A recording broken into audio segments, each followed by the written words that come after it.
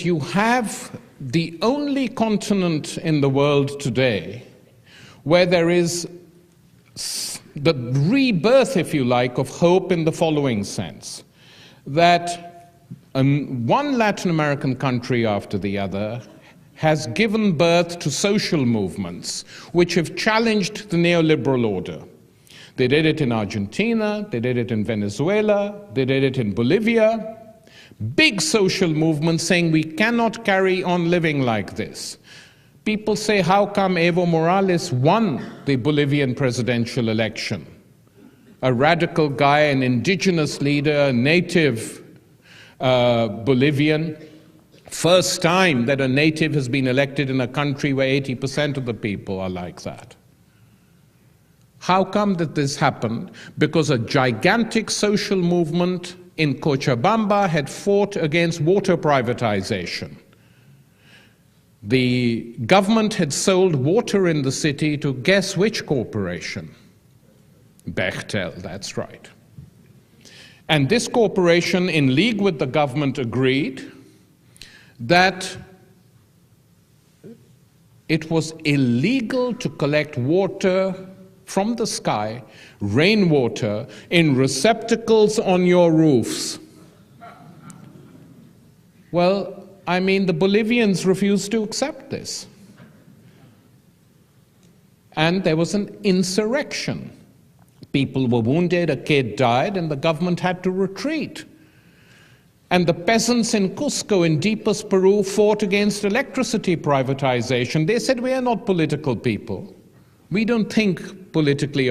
But one thing we know, if this is privatized, many of our houses will be without electricity. And they resisted, and they won. And similar movements had developed in Venezuela in 89, 90. And that is what brought to power a whole group of new leaders, like Chavez, like Morales, like Rafael Correa in Ecuador very recently, who basically said, we're going to use the wealth of our country, whatever it is, to help the people. One reason Chavez is so hated in the Western media is not that he's undemocratic. He's been elected on 9 different occasions with ever-increasing majorities. But these elections don't count, you see, because these elections are won by politicians who are deeply hostile to the neoliberal project of the global order. And they challenge it. And because they challenge it, they're denounced. And the United States, 1 year before it went to Iraq, backed and green-lighted a military coup to try and topple a democratically elected government in Venezuela. It backfired badly. They failed. And you know, my favorite example from that event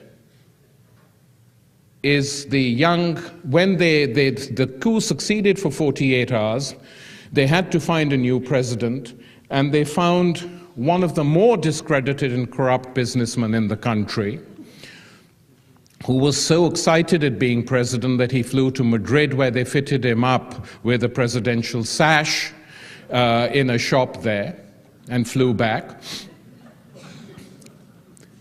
And he came back and was president for 24 hours, and there was an insurrection. The poor marched down from the slums, and the soldiers refused to accept the coup.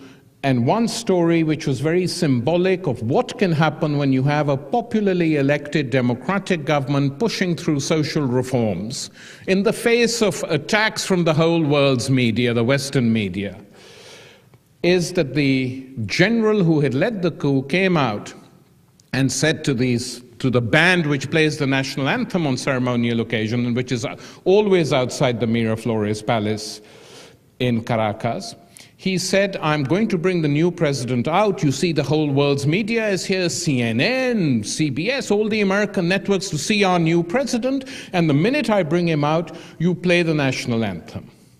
And these soldiers didn't even know what was going on. They said, excuse us, General, what new president? We elected Chavez. What's happened? And the general said, you just obey me. So the soldiers asked him twice, and then he knew the band wasn't going to play, so he went to a 17-year-old peasant kid who played the bugle. And he said, I'm going to bring the new president out, and the minute I come, you play the bugle like you do when Chavez comes on ceremonial occasions. This 17-year-old peasant kid turns to the general and says, excuse me, General, what president? We voted for Chavez. So he says 3 times to this kid, play the bugle.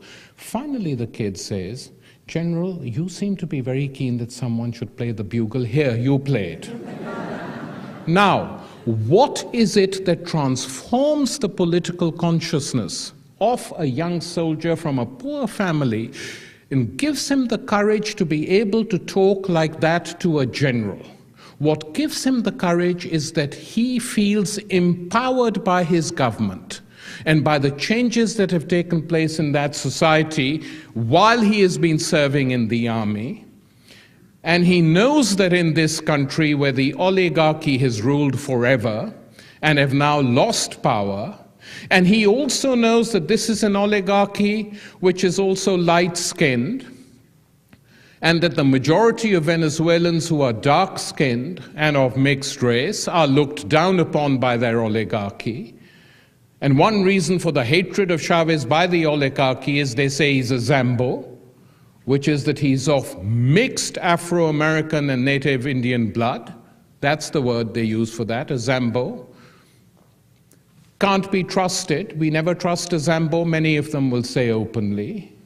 Where the entire 80% of the private television channels have been attacking him endlessly, and in the first days along openly racist lines, where the American embassy threw a party for the oligarchic opposition, and a comedian dressed as a monkey with a black face performed and pretending to be Chavez. So much so that even Colin Powell, who was then Secretary of State, said that this was impermissible and insisted that they give an apology, which was the least he could do. That's the situation which is being changed by movements from below actually putting more blood into democracy, giving democracy a new flow. And you see that happening in country after country in Latin America. Whereas virtually the opposite process is happening in the West. So here you now have 2 types of democracies and 2 types of human rights, one which embraces social rights and says these are equally, if not more important than anything else, and the other which totally denies that they have the right to even take place. That is the world we live in, and sometimes it's possible, because the United States is a large and powerful country, for many of you not to think about anywhere else, because it's difficult enough thinking about this country. But your leaders are constantly thinking about the rest of the world. And in order to even understand what they're doing, you've got to know what's going on there, and it's got very little to do with the lack of human rights in most of these cases, but it's got everything to do with the politics of power, the politics of empire, the politics of occupation. And I always say whenever I visit this country that its future depends on its citizens.